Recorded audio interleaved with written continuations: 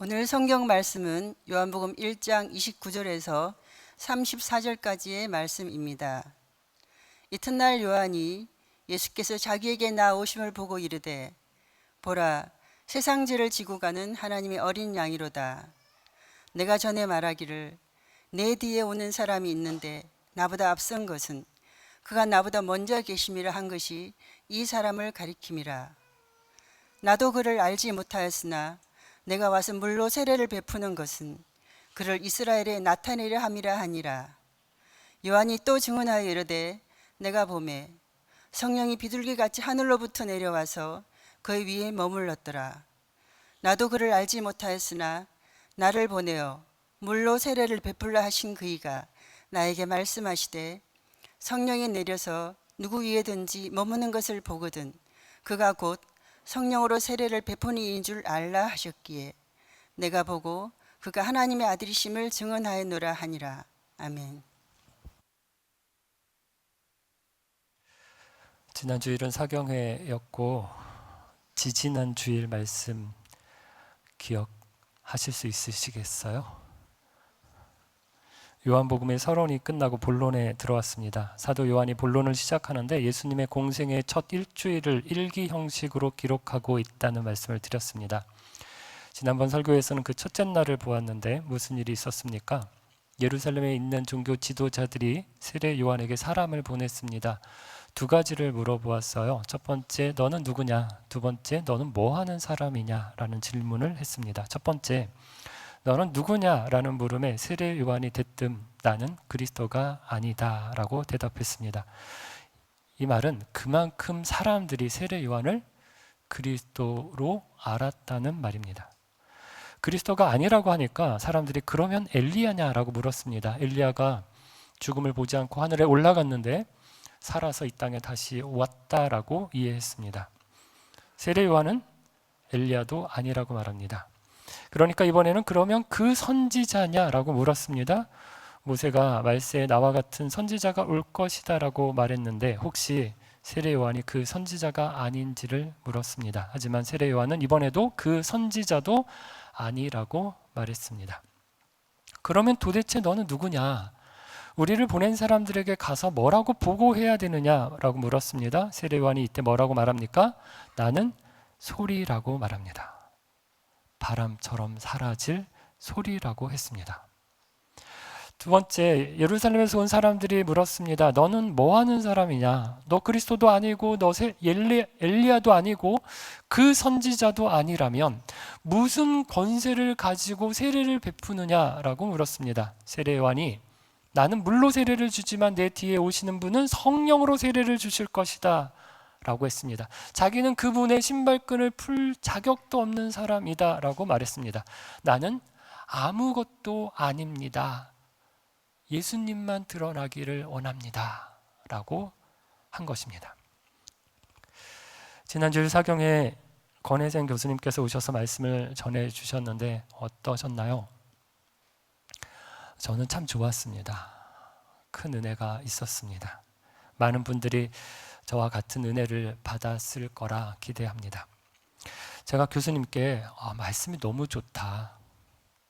논리적이라서 힘도 있는데 감성적인 터치도 잘 하시더라. 거기다가 유머도 있더라. 이러면서 제가 분석한 설교학적 개념에서 칭찬을 해드렸습니다.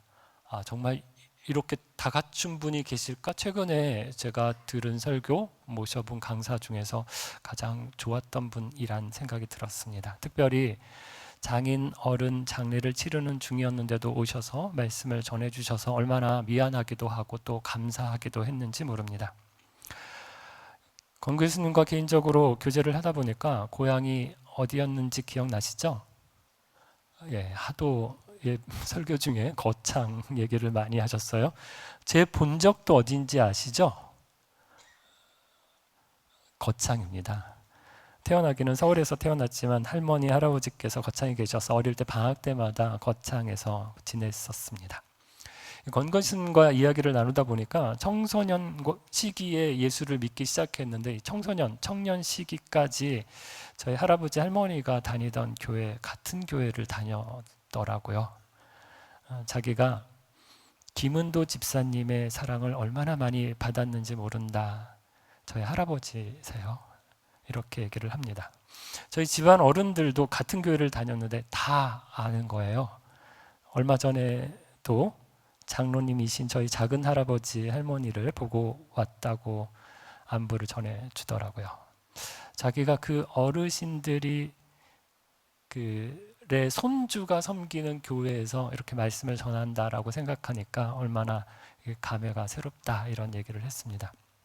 어쨌든 좋은 강사가 다녀가서 참 좋습니다. 그런데 사경에 바로 이어지는 주일 설교를 하려고 하니 저는 부담이 있는 겁니다. 어떤 부담인지 아시죠?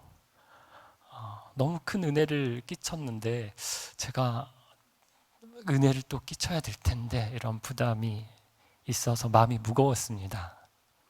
그런데 생각해 보니 이런 마음도 무엇일까요? 자꾸 저를 드러내려고 하고 보여주려고 하는 마음입니다. 세례 요한이 소리라고 했잖아요.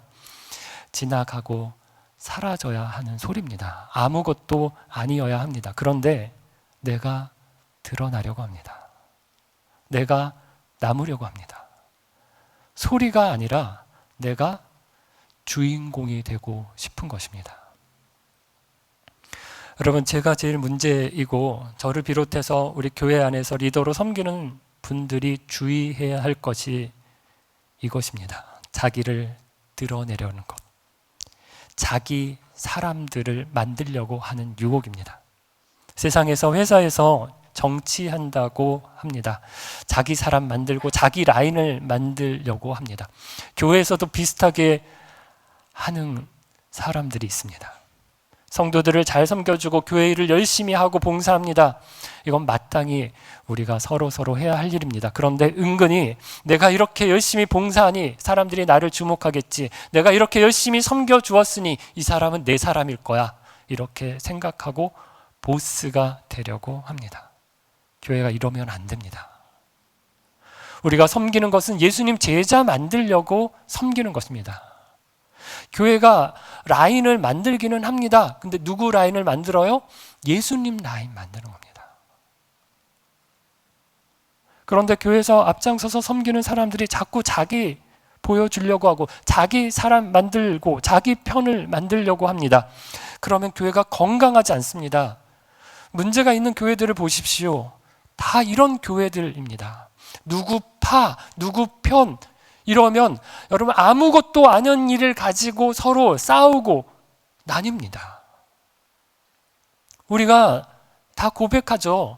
예수님이 우리의 머리시다. 우리는 그분의 머리다. 우리는 그분의 몸이다. 라고 고백합니다. 그런데 예수님이 아니라 자기가 머리가 되려고 합니다. 자기 말 듣고 자기를 따르는 사람을 모으려고 합니다. 그러면 자기가 머리가 되고 자기 몸을 만들려는 것입니다. 이런 걸 제가 잘 모르지만 의학에서 뭐라고 할까요? 암세포라고 할 수 있을 것 같아요. 암세포가 많으면 교회가 건강할 수가 없습니다. 그래서 여러분 저를 비롯해서 우리 교회에 오래 다닌 분, 장로, 권사, 집사, 목자로 섬기시는 분들 세례 요한이 말한 소리다, 나는 소리다 라는 이 말씀을 우리 마음에 깊이 새기실 수 있기 바랍니다. 오늘 본문 29절은 이튿날 있었던 일입니다. 세례 요한이 예수님이 자기에게 나오는 것을 보았습니다. 요한이 예수님을 보고 말하기를 보라 세상 죄를 지고 가는 하나님의 어린 양이로다 라고 말했습니다. 요한이 예수님을 하나님의 어린 양이라고 할 때 우리는 예수님이 어린 양이라는 말이 무슨 의미인지 잘 이해하기 어려울 수 있습니다. 하지만 세례 요한의 말을 처음 들었던 유대인들은 세례 요한의 말을 듣고 바로 알아차렸을 것입니다. 어린 양 하면 떠오르는 이미지가 있었기 때문입니다. 가장 먼저 떠오른 첫 번째 이미지는 6월절 어린 양입니다. 출애굽기를 보면 모세를 통해 이스라엘 백성을 이집트에서 나오게 하실 때 하나님께서 파라오에게 10개의 재앙을 내리셨습니다. 나일강을 피로 물들이게 하시고 꾀고리, 이, 파리가 창궐하게 하셨습니다. 악질, 독종이라고 하는 전염병에다가 우박, 메뚜기, 흑암 같은 천재지변으로 고통을 겪게 하셨습니다. 그럼에도 파라오가 모세의 말을 듣지 않았습니다. 그러자 하나님께서 10번째 재앙을 내리시는데 무엇입니까? 10번째 재앙이 무엇입니까? 장자의 죽음입니다. 하나님께서 마지막 재앙으로 모든 집에 처음 태어난 것을 죽이시기로 작정하셨습니다. 하지만 이스라엘 백성의 집은 보호하셔야 했기에 이스라엘 백성들에게는 이 심판을 피할 수 있는 방법을 가르쳐 주셨습니다. 그것이 유월절 어린 양입니다. 이스라엘 백성은 어린 양을 잡아서 양의 피를 문설주에 바르라고 하셨습니다. 양의 피를 바른 집만 하나님께서 심판을 내리지 않고 넘어가셨습니다. 유월절이라는 말이 넘을 유, 넘을 월로, 넘어감의 절기, 건너뛴 절기라는 뜻입니다.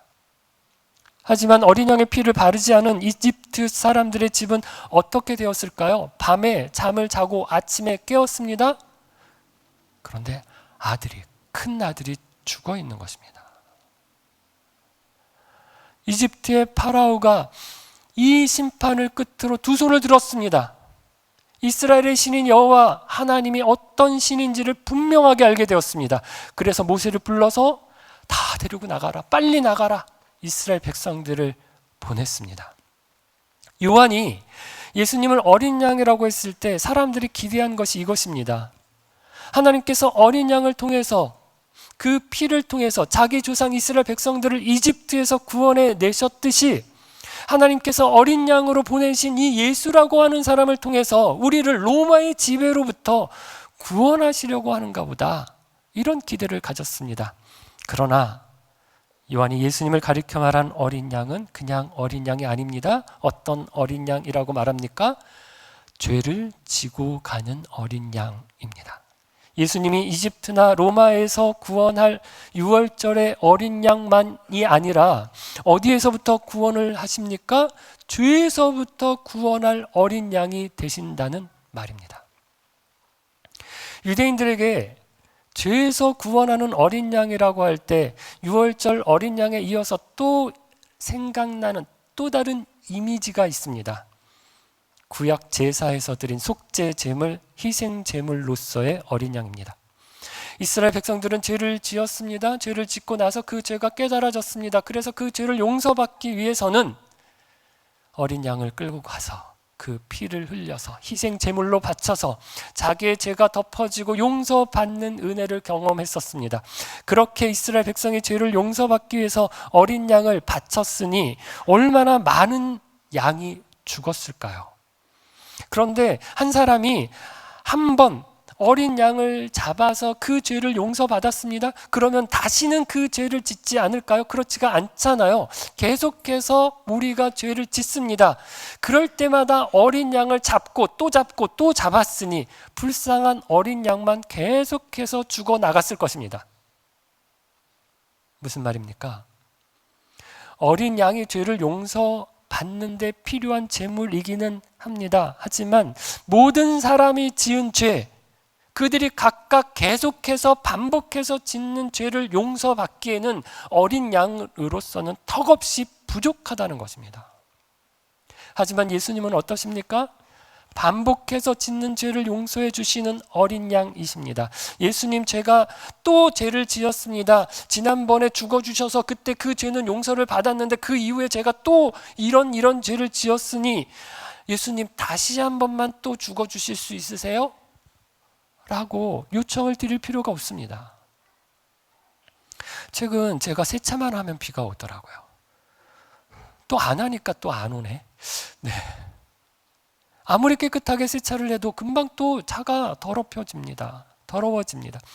오랜만에 욕조에 물을 받고 따뜻하게 목욕을 하고 때를 밀었습니다. 깨끗하고 얼마나 개운한지 모릅니다. 그런데 그게 오래 갑니까?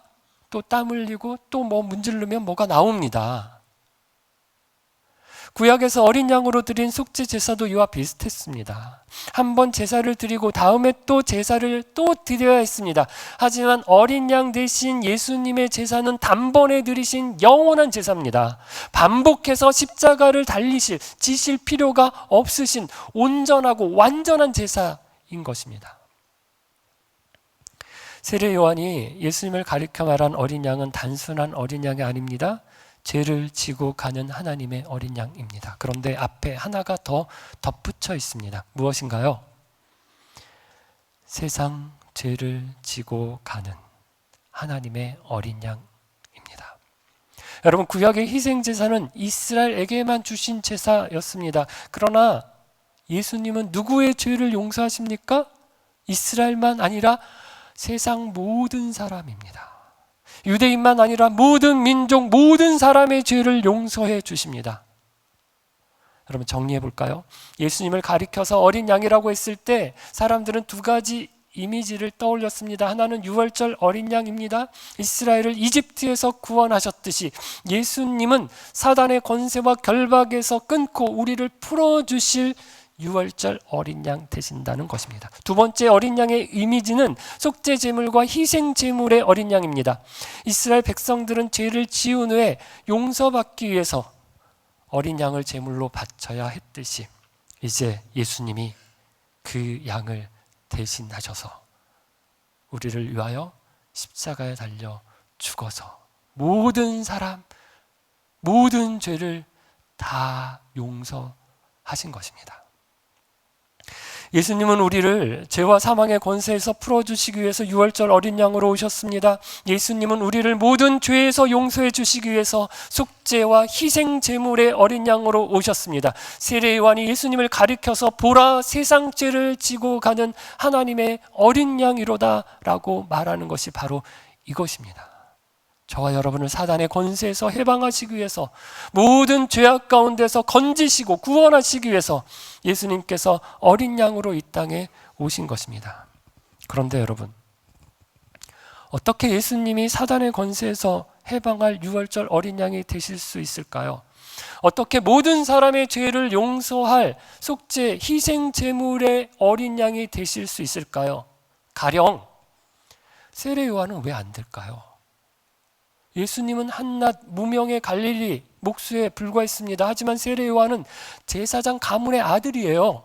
당시 많은 사람들의 주목을 이미 받고 있었던 대단한 종교 지도자였습니다. 그럼에도 어떻게 예수님이 세상 죄를 지고 가는 하나님의 어린 양이 될 수 있을까요? 세례 요한은 그 이유를 두 가지로 설명합니다. 첫째, 예수님은 성령으로 세례를 베푸시는 분이기 때문입니다. 31절, 세례 요한도 예수님이 어떤 분인지 알지 못했습니다. 하지만 자신이 물 세례를 베풀 때 어떤 일이 일어났는가? 32절입니다. 내가 봄에 성령이 비둘기같이 하늘로부터 내려와서 그의 위에 머물렀더라. 성령이 임하는 것을 보았습니다. 33절 다시 이야기합니다. 나도 그를 알지 못하였으나 나를 보내어 물로 세례를 베풀라 하신 그이가 나에게 말씀하시되, 하나님께서 말씀하시되 성령이 내려서 누구 위에든지 머무는 것을 보거든 그가 곧 성령으로 세례를 베푸는 이인 줄 알라. 세례 요한은 물로 세례를 주었습니다. 상징이었습니다. 죄가 씻어졌다, 새롭게 되었다 라고 하는 상징으로 물 세례를 주었습니다. 하지만 예수님은 성령으로 세례를 베푸십니다. 성령은 상징이 아니라 실제입니다. 성령으로 세례를 베푸실 때 죄를 씻겼다는 상징 정도가 아니라 실제로 죄를 씻기십니다. 성령으로 세례를 베푸실 때 죄로 인해 죽고 다시 살았다는 상징이 아니라 실제로 죄로 허물로 죽었던 이를 다시 살리십니다. 예수님을 통해 성령의 역사가 시작된 것입니다. 부활하신 예수님께서 제자들에게 나타나셨습니다. 숨을 쉬면서 성령을 받으라고 하셨습니다. 하늘로 올라가시면서 제자들에게 예루살렘을 떠나지 말고 성령을 기다리라고 하셨습니다. 유월절이 지나고 50일이 되는 날이 오순절입니다. 제자들이 모여서 기도할 때 성령이 각 사람에게 임했습니다. 예수님이 우리에게 성령을 보내주신 것입니다. 그러므로 예수님이 세상 죄를 지고 가는 하나님의 어린 양이 되시는 것입니다. 둘째, 예수님이 어린 양이신 이유는 하나님의 아들이시기 때문입니다. 34절입니다.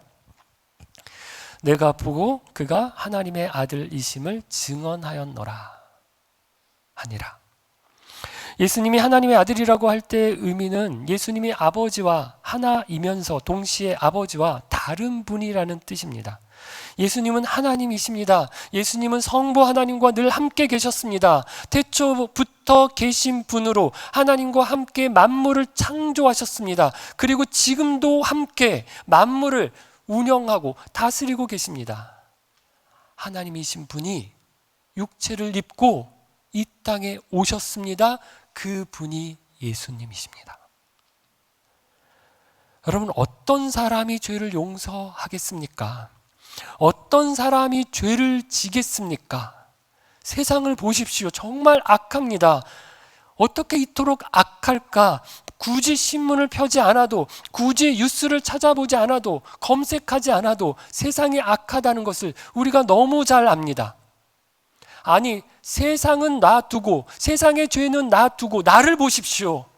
내 죄만 가지고도 감당이 안 됩니다. 무거운 짐을 나 홀로 지고 견디다 못해 쓰러질 때, 내 짐만 가지고도 감당할 수가 없어요. 쓰러집니다. 너무너무 무거워서. 오직 하나님의 아들 예수님만이 세상 죄를 지고 가는 하나님의 어린 양이 되시는 것입니다. 세례 요한은 성령으로 세례를 베푸시는 예수님을 보며, 하나님의 아들이신 예수님을 보며 세상 죄를 지고 가는 하나님의 어린 양이라고 소개합니다. 여러분, 이것이 복음입니다. 예수님이 성령으로 세례를 베푸시는 분이다. 그분이 하나님의 아들이시다. 그분이 세상 죄를 지고 가시는 어린 양이시다라고 하는 사실이 복음입니다. 이 복음을 아는 것이 너무너무 중요합니다. 큰 병에 걸려서 시한부 인생을 살고 있는 사람에게 가장 중요한 것은 사느냐 죽느냐 하는 것입니다. 돈을 얼마나 더 벌고 얼마나 내가 더 높은 자리에 올라가고 그런 게 아닙니다. 자녀가 백혈병에 걸리고 누워있으면 아이의 성적이 어떠느니, 키가 크니 작으니, 몸무게가 많으니 적으니, 얼굴에 여드름이 나니 많이, 이게 여러분 문제가 아닙니다. 사느냐 죽느냐 하는 것이 중요하기 때문입니다. 저와 여러분의 상태가 비슷합니다. 죽을 날을 받아 놓았습니다. 문제는 그날이 조금 짧은 사람이 있고 좀 긴 사람이 있습니다. 여기 안 죽을 사람 아무도 없습니다. 다 죽을 사람이고, 그래서 시한부 인생을 사는 사람입니다. 큰 병에 걸렸습니다. 겉은 멀쩡해 보이지만, 그래서 살아있는 것 같지만 실제로는 죽었습니다. 하나님과의 관계가 끊어졌습니다. 여러분, 우리가 다 큰 문제, 심각한 문제를 안고 살아갑니다. 그래서 우리 예수님이 우리를 도우시는데 가장 큰 도움은 다른 것 아닙니다. 살리시는 것입니다. 다 죽게 생겼는데 사놓은 주식이 오르느니 내리느니, 아파트 값이 올라갔니 내려갔니, 이게 무슨 큰 대수입니까? 그런데 사람들이 예수님께 나와서, 교회에 와서 기대하는 것이 무엇입니까? 그런 종류입니다. 병들어 다 죽어가는데 병원에 와서 쌍꺼풀 수술해달라고 하는 것과 같습니다. 몇 년 전 실천신학회 신학자들이 모여서 모델이 될 만한 교회를 셋을 선정해서 발표했습니다. 일산에 있는 모 교회를 선정하면서 선정 이유를 평신도 중심의 다양한 프로그램이 활발하게 운영되는 교회다라고 말했습니다. 오산에 있는 모 교회는 지역사회에 실제적인 도움을 주는 프로젝트들을 잘 운영하고 있다라고 얘기했습니다. 또 서울 봉천동에 있는 모 교회는 두 교회가 통합하여 성장을 이루는 교회라고 하며 선정 이유를 발표했습니다. 이 발표를 보면서 조금 아쉬운 것이 있었습니다. 모델이 될 만한 교회라고 꼽은 세 교회를 보니 어디에도 선정 이후로 복음에 대한 설명은 없는 것입니다. 복음을 얼마나 효과적으로 잘 전달하고 있는지, 복음에 반응하는 영혼들이 얼마나 일어나고 있는지, 어떻게 그 영혼들이 신앙에 성장하고 있는지 이런 이야기는 없고, 무슨 프로그램, 무슨 프로젝트, 무슨 교회 운영 이런 것으로 모델이 될 만한 교회라고 선정한 것이 아쉬웠습니다. 최근 우리 교회 등록한 분들을 보면 다른 교회에서 신앙생활을 잘 하다가 새로운 교회를 찾아오시는, 우리 교회 오시는 분들도 있습니다. 하지만 처음으로 신앙생활을 하시는 분들 중에서 등록하시는 분들이 늘고 있습니다. 이분들이 등록을 하고 풍삼초로 복음을 듣고 풍삼초스로 신앙의 성장을 돕고 있습니다. 예수님을 영접하고 학습받고 세례를 받고 있습니다. 얼마나 감사한 일인지 모릅니다. CCC를 만든 빌 브라이트 박사라는 분이 이렇게 말했다고 합니다. 나는 10분 이상 만나는 모든 사람은 하나님께서 나에게 보내시는 사람으로 알겠습니다. 택시, 버스, 비행기를 탈 때 내 옆에 10분 이상 앉아있는 사람에게 복음을 전하겠습니다 라고 말했다고 합니다. 저와 여러분은 어떤가요? 10분이 아니라 한 달 정기적으로 만나는 사람에게, 아니 1년, 10년을 만나고 아는 사람에게 저 사람은 하나님께서 나에게 보내주신 사람이야 라고 의식하고 있습니까? 복음을 전해볼 마음을 갖고 있습니까? 그렇지 않다면 복음이 저와 여러분의 삶에 우선순위에 있지 않기 때문입니다. 사랑하는 빛소금 가족 여러분, 세례 요한은 예수님을 가리켜서 보라, 세상 죄를 지고 가는 하나님의 어린 양이로다 라고 말했습니다. 예수님은 사단의 결박에서 풀어주실 유월절 어린 양 되십니다. 우리를 모든 죄악에서 용서하실 실속죄 제물, 희생 제물의 어린 양이 되십니다. 나는 하나님의 어린 양, 우리 예수님을 보고 있습니까? 세례 요한이 보라 라고 말한 그 분을 보고 있습니까? 따르고 있습니까? 그 예수님을 사람들에게 보라 소개하고 있습니까? 이야기하고 있습니까? 나누고 있습니까? 제가 손주 얘기를 언제 하나 기다리고 계시는 분들이 계시는데 오늘 하겠습니다. 아시는 분은 아시겠지만 제 손주의 이름이 이세계입니다. 제가 세계의 할아버지가 되고 세계가 달라졌습니다. 할아버지 할머니들을 보면서 왜 저러시나 싶었는데 막상 할아버지가 되어 보니 다 이해가 되었습니다. 저와 저희 가족의 중심에 세계가 들어왔습니다. 가족 단톡방에 세계 사진, 세계 이야기를 빼면 남는 게 별로 없습니다. 만나는 사람에게 세계 이야기를 하고 싶어요. 세계의 사진을 보여주고 싶습니다. 그런데 5만 원을 내고 해야 된다는 속설이 있어서 못하고 있습니다. 세계가 저희 가족에게 끼친 영향이 큽니다. 사랑하는 여러분, 하나님의 어린 양이신 예수님 만나기 이전과 이후가 어떤가요? 예수님이 내 삶의 중심이십니까? 예수님을 중심으로 사십니까? 사람들에게 예수님을 말하고 있습니까? 사람들에게 예수님 이야기를 하고 있습니까? 내 삶의 가장 귀한 분이십니다. 하나님의 어린 양, 우리 예수님, 내 삶의 가장 귀한 분이십니다. 내 삶의 중심이십니다. 마음속 깊은 곳에서 그렇게 어린 양, 우리 예수님 고백할 수 있기를 바랍니다. 그리고 예수님을 중심으로 살아가실 수 있기를 바랍니다. 그리고 그 예수님을 사람들에게 이야기하고 소개하고 증거하는 저와 여러분 되시기를 주의 이름으로 축원합니다. 함께 찬양 드리겠습니다.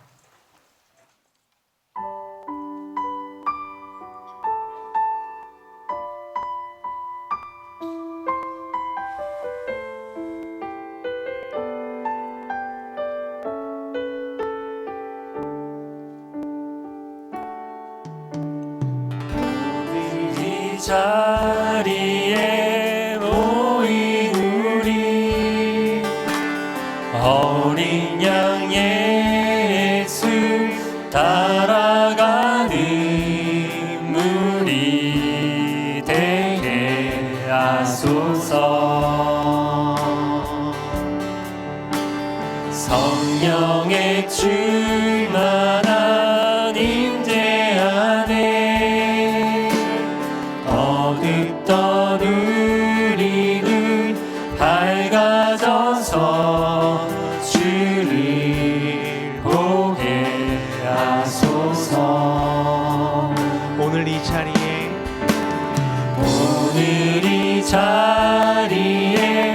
모인 우리 어린 양 예수 따라가는 무리 되게 하소서. 성령의 충만한 임재 안에 거듭던 우리는 밝아져서 주를 보게 하소서.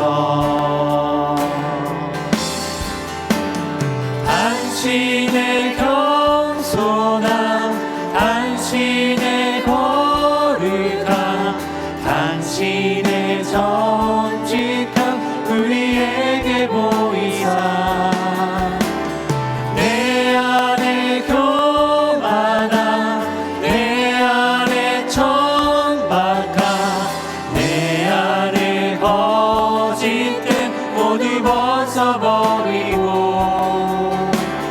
어린 양 예수 따라가니 우리 되게 하소서. 당신의 겸손함, 당신의 겸손함, 당신의 거룩함, 당신의 정직함 우리에게 보이사 내 안에 교만함, 내 안에 천박함, 내 안에 거짓됨 모두 벗어버리고 어린 양 예수 따라가니 우리 되게 하소서.